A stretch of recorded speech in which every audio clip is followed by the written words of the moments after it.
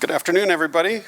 I'm Terry Ma. I'm the Business Development Manager with Rush Truck Leasing and the Director of the PMTC.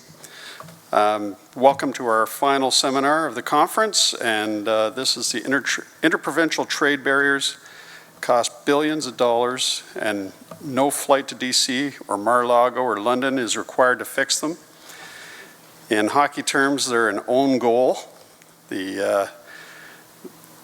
This session will unpack their history, the stakes of trade-offs of liberalization, and why breaking down these barriers has never been more urgent.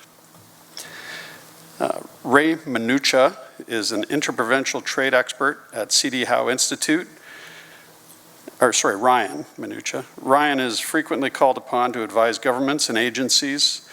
His work and words have appeared in prominent Canadian peer-reviewed legal journals and publications such as the Globe and Mail, National Post, the Hill Times, the Hub, and the New York Times. A regular media commentator, he's been featured on CBC News, BBC World Service, BNN Bloomberg, TVO's The Agenda with Steve Paikin, and CBC Radio. Please join me in welcoming Ray Minucha.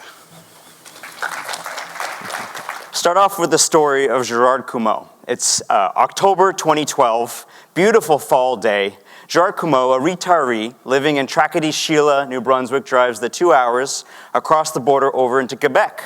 He does this 3 or 4 times a year. And why does he do so? Because booze is cheaper on the other side of the provincial border. He's a rational economic agent. Who would blame him?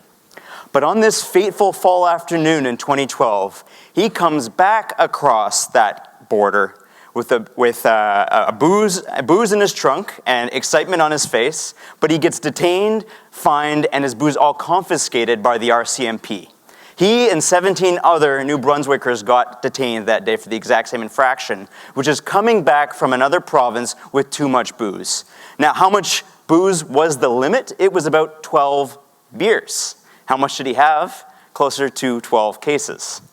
This is one that's a lot closer to home.